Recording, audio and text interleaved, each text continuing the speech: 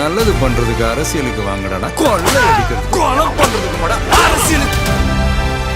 முதலமைச்சர் 5 வருஷம் தட்டு தடுமாறி ஒரு வண்டியை ஓட்டி முடிச்சிருக்காப்ல.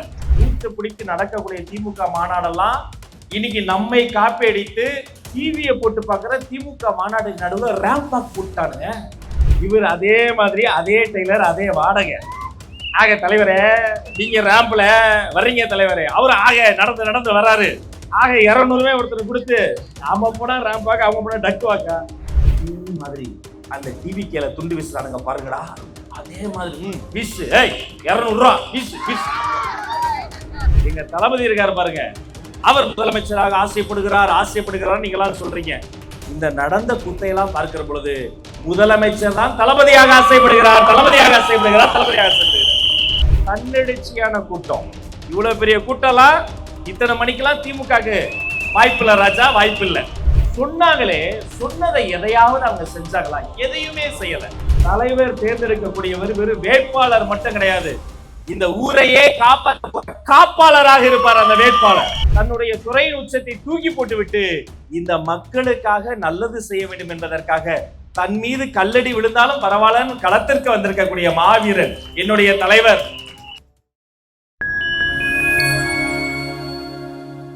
பெரியோர்களே, தாய்மார்களே, நல்லவர்களே, வல்லவர்களே, அண்ணன்களே, அக்காக்களே, அப்பாக்களே, அம்மாக்களே, தம்பிகளே, தங்கைகளே, சொந்தங்களே, பந்தங்களே, நல்லவர்களே, வல்லவர்களே,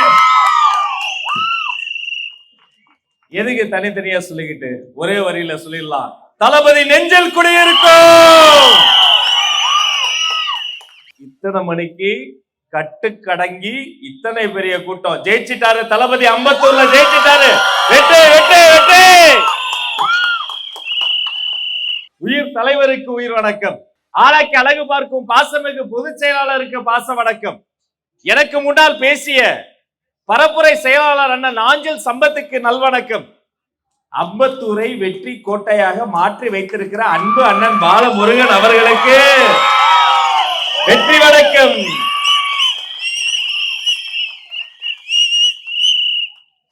எந்த மேடை கிடைச்சாலும் திமுகவை ஒரே ஆடியோ ரெக்கார்டிங்ல ஆஃப் செய்யக்கூடிய, பிரியாணி போடக்கூடிய எங்களுடைய அதிரடி மன்னன், மாநில செய்தி தொடர்பாளர், செய்தி மன்னன் ராவுத்தர் இப்ராஹிமுக்கு பாச வணக்கம். இந்த கைத்தட்டெல்லாம் பார்த்தா நல்ல கைத்தட்டல் தாங்க அவங்களுக்கு. சபாஷ். ஊடக நண்பர்களுக்கு வணக்கம், காவல்துறைக்கு வணக்கம். என் மீது கொண்ட காதல் காரணமாக இத்தனை கேமராக்கள் நேராக படம் எடுத்தாலும் ஒளிந்து நின்று படம் எடுக்கிற உளவுத்துறை அவர்களுக்கு வணக்கம்.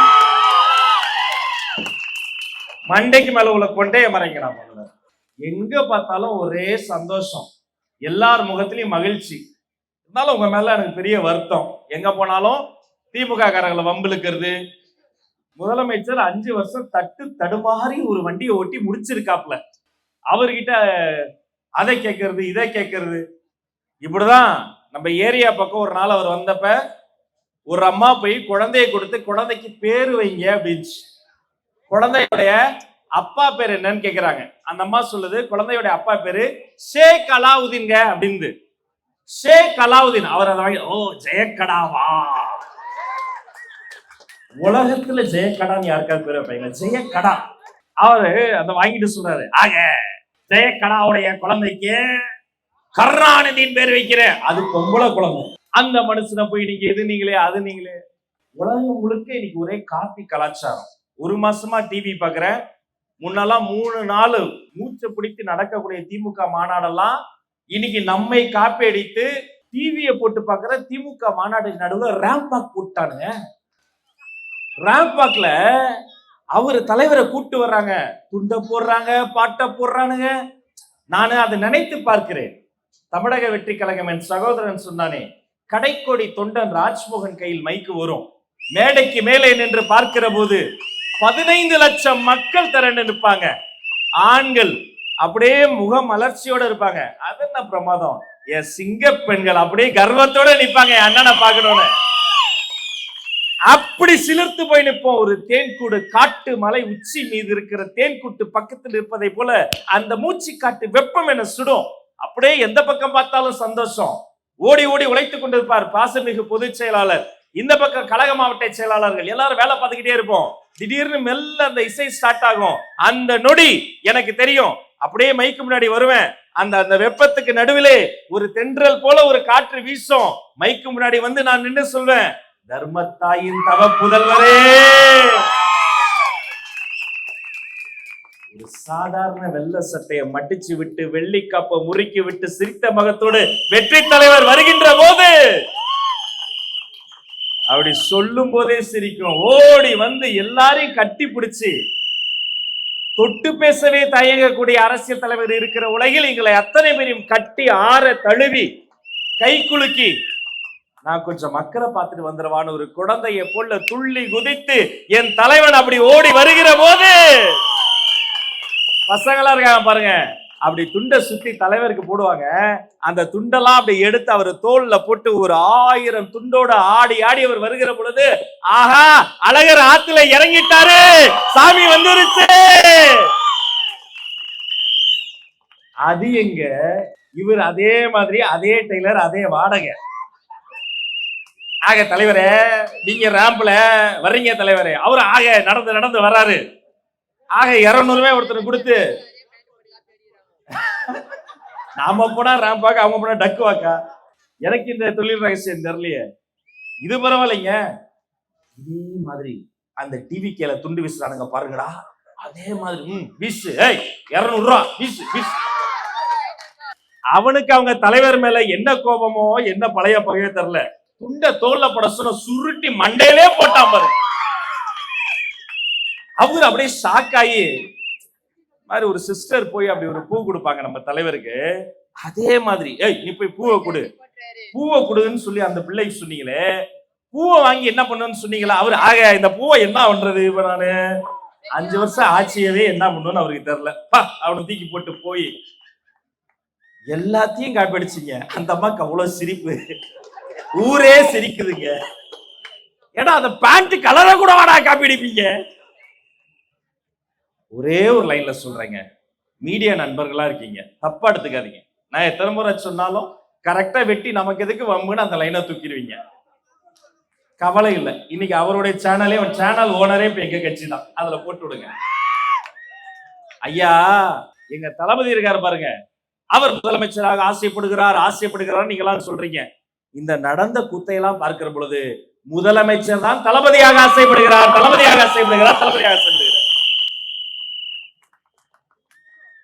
ஒரே லைன்ல சொல்றேன், நீங்க என்ன முயற்சி பண்ணாலும் சரி, தன்னெழுச்சியான கூட்டம், இவ்வளவு பெரிய கூட்டம்லாம் இத்தனை மணிக்கெல்லாம் திமுகக்கு வாய்ப்பு இல்ல ராஜா, வாய்ப்பு இல்ல. ஏன் தெரியுமா?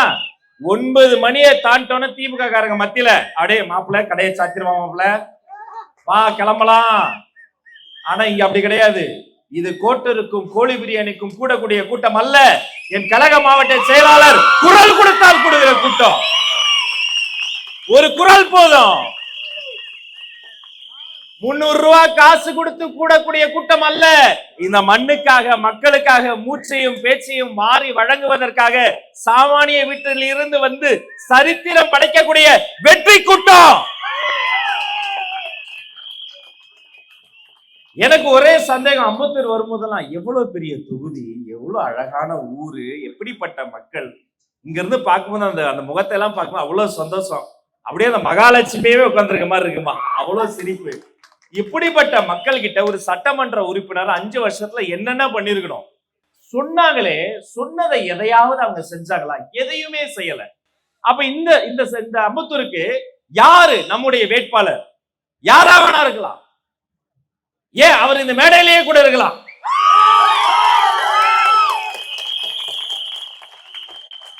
நம்ம வெற்றி தலைவர் யாரை கை காட்டுகிறாரோ, அவர் விரல் யாரை காட்டுகிறதோ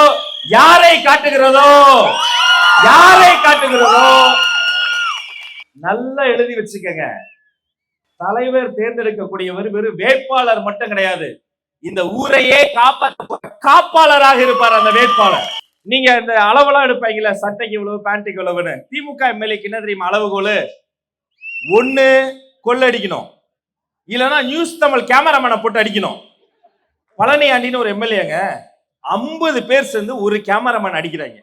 நம்ம கேமராமேனே வெடன்னு வெயில்ல மழையில வாடி வதங்கி நம்ம கிட்ட மட்டும் வேகமா பேசிட்டு அதுக்கப்புறமேட்டு எடிட்டர் போன் பண்ணி சொன்னார்னா ஆளுங்கட்சிக்கிட்ட சரி கொஞ்சம் கேட்டு கேட்காம அப்படி போராடிக்கிட்டு இருக்காங்க.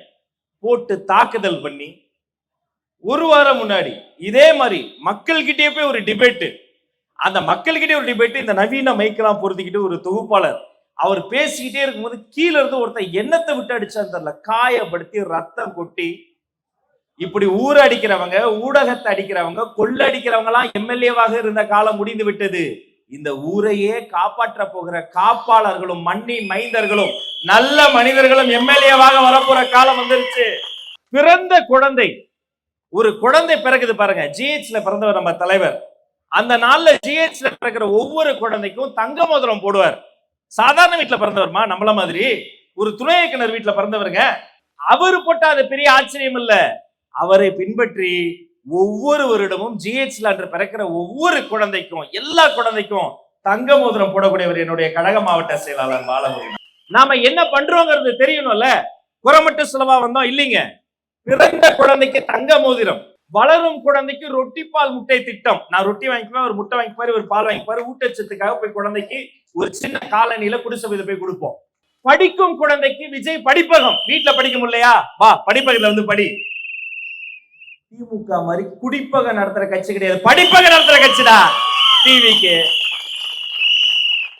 படிப்பில் ஜெயிச்சா தளபதி கல்வி விருதுகள் 10ஆம் வகுப்பு 12ஆம் வகுப்புல மாவட்டத்துல சிறந்த மார்க் வாங்குறவங்களுக்கு ஒவ்வொரு குழந்தையும் மேடை ஏற்றி தன் கையால பரிசு கொடுக்கணும்னு தமிழ்நாட்டுல ஒரே நேரத்தில் 14.5 மணி நேரம் நின்று கொண்டே பரிசு கொடுத்த ஒரே தலைவர் வெற்றி தலைவருங்க இந்த மனுஷன் மட்டும்தாங்க. பிறந்த குழந்தைக்கு தங்க மோதிரம், வளரும் குழந்தைக்கு ரொட்டிப்பால் முட்டை திட்டம், குழந்தை படிக்க விஜய் படிப்பகம், படிப்பில் ஜெயித்தால் தளபதி கல்வி விருதுகள், கல்லூரி சேர தளபதி கல்வி உதவி தொகை, வாழ்வில் ஜெயிக்க விஜய் கல்வியகம், வயிற்றை நிறைக்க விஜய் விலையில்லா விருந்தகம். ஒரு சர்க்காரை நடத்துகிற சர்க்கார் தளபதி விஜய். யார் செய்வா? 28 வருஷமா மன்றம் வைத்து சங்கம் வைத்து இதெல்லாம் நாங்க செஞ்சோம். காலம் பார்த்தது இந்த பொன்னான ஒரு மனிதர் கையில ஒரு நல்ல காலம், ஒரு பொன்னான வாய்ப்பை கொடுத்திருக்கு. தன் துறையில எந்த ஒரு உச்சமாக இருந்தாலும் அதை யாரும் விடுறதுக்கு மனசே வராது. தமிழக வாழ்வுரிமை கட்சியினுடைய தலைவர் ஒரு பேட்டியில சொல்றாரு, அவ்வளவு சீனியர் 90 தொட்டுவிட்ட மதிப்பிற்குரிய அண்ணன் துரைமுருகன் முதலமைச்சருடைய பிஏவே 3 மணி நேரம் உட்கார்ந்து பார்க்க முடியல அட பாவிகளா. ஆனால் தன்னுடைய துறையின் உச்சத்தை தூக்கி போட்டு விட்டு இந்த மக்களுக்காக நல்லது செய்ய வேண்டும் என்பதற்காக தன் மீது கல்லடி விழுந்தாலும் பரவாயில்லன்னு களத்திற்கு வந்திருக்கக்கூடிய மாவீரன் என்னுடைய தலைவர். நான் ஒரு ஊருக்கு பேச போயிருந்தேன். ஒரு அம்மா ஒரு தங்கச்சி வந்தது, அண்ணா உங்ககிட்ட ஒரு விஷயம், நான் மதுரை மாநாட்டுக்கு வந்திருந்தேன், ஒரு விஷயம் சொல்லணும்னு நினைச்சு. நான் டக்குன்னு ஐயோ என்னம்மா எதுவும் பிரச்சனையா சொல்லுனேன். இல்லைண்ணே எனக்கு எப்படியாவது தளபதியை பார்க்கணும்னு ஆசை, நான் தனியாவே கிளம்பி வந்துட்டேன், கூட்டத்துக்கு நடுவுல நுழைஞ்சு நடுவுல வந்துட்டேன். 15 லட்சம் பேர் சார், 15 லட்சம் பேருக்கு நடுவில் ஒரு சின்ன பொண்ணு எனக்கு பதறது கேட்கணும், சிஸ்டர் அப்புறம் என்னாச்சு சொல்லுங்க. அது சொல்லுது, நான் இடிச்சு அப்படியே நடுவுல வந்துட்டேனே, அந்த ரேம்ப் கிட்ட வந்துட்டேன், நீங்க பேசுறீங்க, நீங்க சொல்றீங்க தளபதி ரேம்புக்கு வந்துட்டாரு, அவர் இன்னும் கிட்ட போய் பார்க்கணும், தளபதி முகத்தை பார்க்க கிட்ட போயிட்டேன், ரொம்ப கிட்ட வந்துட்டானே, அந்த ரேம்ப் என் ஹைட்டை விட அதிகமா இருந்தது, என் உசரத்தை விட அதிகமா இருந்தது, ரொம்ப கிட்ட வந்ததால தளபதியை பார்க்க முடியல. அப்பதான் திரும்பி பார்த்தேன், அத்தனை லட்சம் அண்ணனுக்கு நத்துல நான் நின்றுகிட்டு இருக்கேன், கண்ணீர் விட்டு அழுகையா வந்ததுன்னு. நான் கேட்டேன் அப்புறம் என்னாச்சுமா? நான் அலறத அங்க சுத்தி இருந்தவங்க எல்லாம் பார்த்தாங்கன்னு, என் அண்ணனுங்கெல்லாம் பார்த்துட்டு என்ன சிஸ்டர் உன் கண்ணுக்கு சாமி தெரியலையா, என் தோல்ல நின்று பாரு சிஸ்டர், தோல் அடிக்க வச்சு காட்டாங்கன்னு.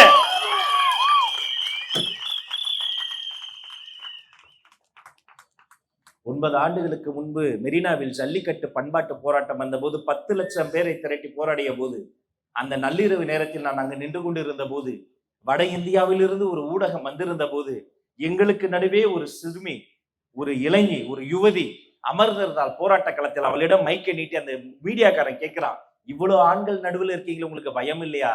அப்ப அந்த பொண்ணு சொன்ன வார்த்தை இன்று நான் நினைத்து பார்க்கிறேன்.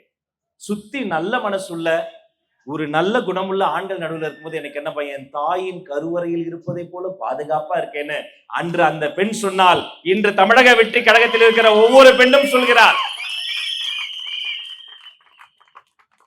எல்லையை காப்பவள் எல்லையம்மன், மடையை தருபவள் மாரியம்மன், ஒவ்வொரு சாமியும் புண்ணுடா, ஒவ்வொரு புண்ணு சாமிடா. தமிழக வெற்றி கழகம் பெண்களை தெய்வங்களாக பார்க்கிறது. அந்த பெண் தெய்வங்களை பார்த்து பொன்ராஜ் என்ற ஒரு மனித பதர் அவதூறாக பேசியிருக்கிறது. நான் இங்க பேசிக் கொண்டிருக்கிற பொழுது எனது மனம் பதறிக் கொண்டிருந்தது. ஏன் தெரியுமா? நான் இந்த பக்கம் பனையூரில் இருந்து கிளம்பி அண்ணன் இட்ட அன்பு கட்டளைக்காக ஓடோடி இந்த பக்கம் வந்தேன். அத்தனை நேரம் தலைவரோடு தான் இருந்தேன். அவர் அந்த பக்கம் திரும்பி பொன்ராஜ் என்ற மனித மிருகத்தின் மீது நடவடிக்கை எடுப்பதற்காக போலீஸ் நிலையம் சென்று கம்ப்ளைண்ட் செய்து கொண்டிருக்கிறார்.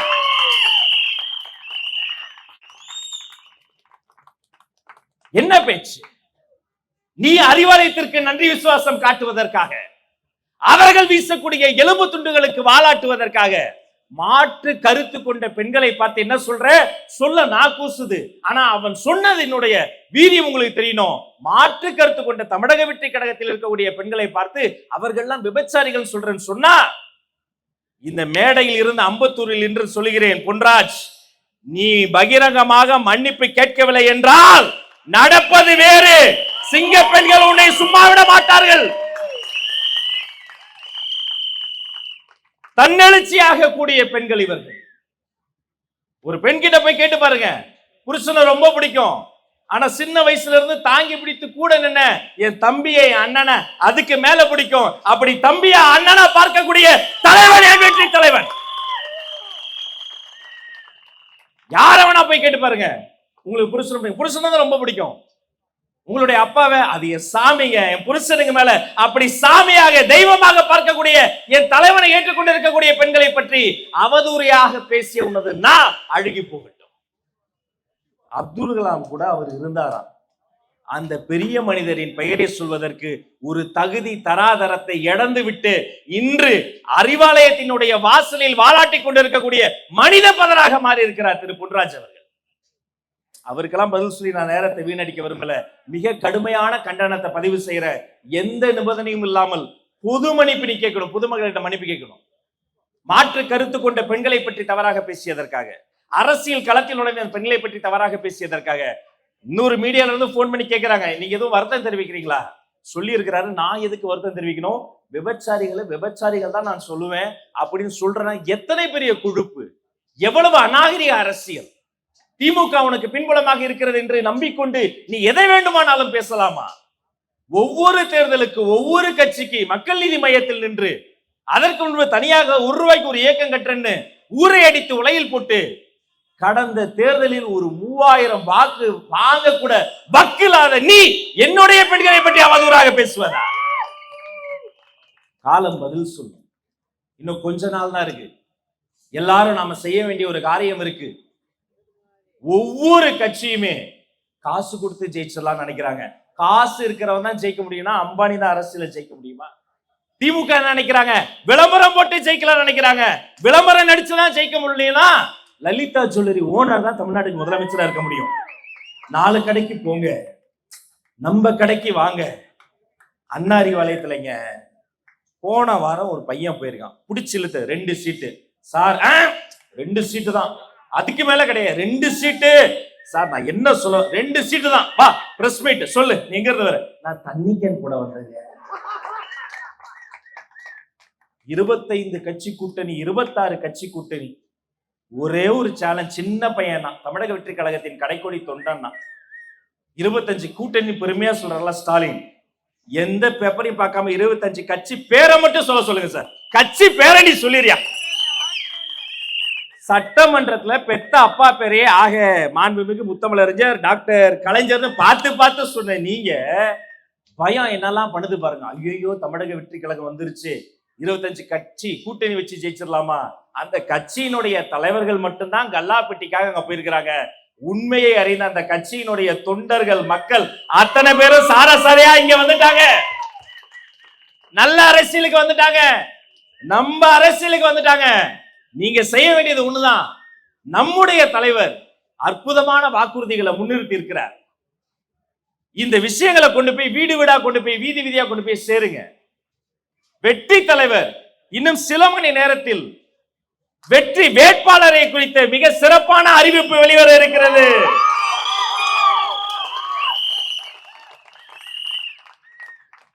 ஊரை அடித்து உலையல் கூடக்கூடிய, ஊடகங்கள் மீது தாக்குதல் நடத்தக்கூடிய தீய சக்தி வேட்பாளர்கள் கிடையாது.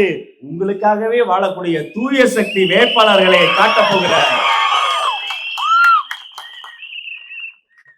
இந்த வேட்பாளர்களின் கரங்களை பலப்படுத்துங்க, கட்டமைப்பை பலப்படுத்துங்க, களப்பணியை தீவிரப்படுத்துங்க. கேம்பெயின்ல இருந்து கேன்வாஸ் வரைக்கும் தளபதியினுடைய வெற்றி வார்த்தைகளை கொண்டு போய் சேர்த்துருங்க. தேர்தல் நாளன்று நம்முடைய ஒவ்வொரு வாக்காளர் கையிலையும் வெற்றி வாக்குமை அப்படியே பதிவு பண்ணணும். அந்த வெற்றிமை வரணும்னா ஒருமை நம்ம எல்லாருக்குள்ளாரையும் எப்பவும் இருக்கணும். அந்த ஒருமை, ஒற்றுமை, ஒற்றுமை, ஒற்றுமை. நாம ஒற்றுமையா தான் இருப்போம். ஏன் தெரியுமா? இந்த ஒற்றுமை வரும். ஏன் தெரியுமா? எங்களை எல்லாம் ஆளாக்கி அழகு பார்க்க என் தலைவனிடம் இருக்கக்கூடியது வாய்மை, நேர்மை, தூய்மை. கண்டிப்பாக இது ஒற்றுமையை வாங்கி தரும். இந்த வாய்மையும் நேர்மையும் தூய்மையும் இந்த ஒற்றுமையும் சேர்ந்து தேர்தல் நாளன்று வாக்கு மையாக மாறுகிற பொழுது கொஞ்சம் யோசிச்சு பாருங்க. பண்ணையார் வீட்டு பசங்க கிடையாது, பாமர வீட்டு பசங்களா எம்எல்ஏ ஆவாங்க. நாமெல்லாம் எம்எல்ஏ ஆவோம். மன்னராட்சி மனப்பான்மையோடு தாத்தா முதலமைச்சர், அப்பா முதலமைச்சர், பேரன் முதலமைச்சர், கொள்ளு பேர் வருங்கால முதலமைச்சர், இதுதான் வைப்பு நிதியா? அப்படிலாம் கிடையாது. உங்களில் ஒருவன், உங்களுக்கான ஒருவன், தர்மத்தாயின் தவ புதல்வன் முதலமைச்சரா வருவாரு. அவர்கிட்ட நான் ஒரே ஒரு விஷயம் சொன்னேன். 3 நாள் முன்னாடி பார்த்தப்ப, சார் நான் உங்களை ஒவ்வொரு மேடையில ஒவ்வொரு விதமா கூடுவேன் அப்படின்னாரு. வெற்றி தலைவரே வருக, நீங்க சிரிச்சுக்கிட்டே வருவீங்க.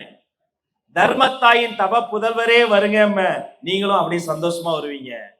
எலெக்ஷன் ரிசல்ட் வந்த உடனே உங்ககிட்ட வந்து மாண்புமிகு தமிழ்நாடு முதல்வரே வருக நான் சொல்லணும் சார், சொல்லுவேன் சார் சொன்னேன். உங்க கையில இருக்கு, உங்க ஒவ்வொருத்தர் கையிலயும் இருக்கு. கடுமையா வேலை செய்ய. எத்தனை எதிர்ப்பு வந்தாலும், சதிகள் வந்தாலும், சூழ்ச்சிகள் வந்தாலும் அதை முறியடிங்க. மகாபாரதம் பழைய படத்தை பார்த்திருப்பீங்க. கர்ணன் என்ற ஒரு கதாபாத்திரம் இருக்கும். தான் கொண்ட கொள்கைக்காக களமாடுகிற பொழுது தேரோட்டி விட்டு ஓடுவான். தேர் பள்ளத்துல மாட்டிக்கும். அந்த பள்ளத்துல மாட்டின அந்த தேர் சக்கரத்தை தன்னை கொடுத்து அப்படி தூக்க முயற்சி செய்யும் கர்ணன்ற கதாபாத்திரம்.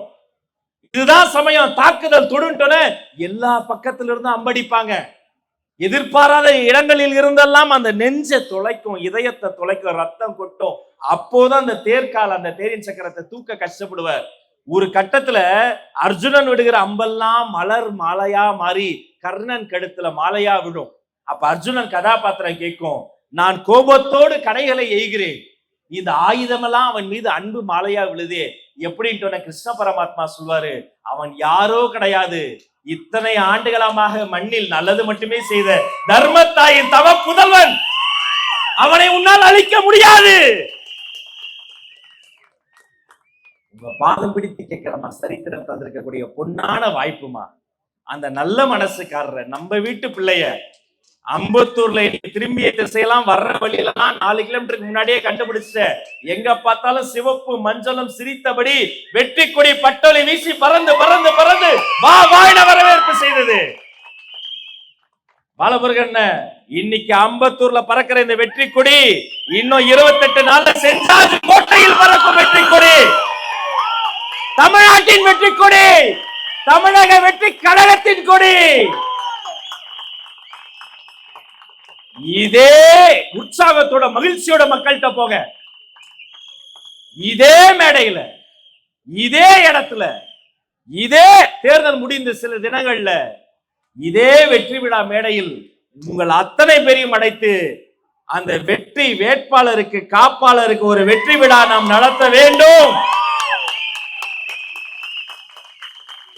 அப்போதும் இதே மக்கள் முன்னால் இதே தமிழக வெற்றி கழகத்தின் கடைக்கோடி தொண்டனை நீங்கள் அழைத்து பேச வைக்க வேண்டும் என்று வேண்டி விரும்பி விடைபெறுகிறேன். நன்றி, நன்றி, வணக்கம்.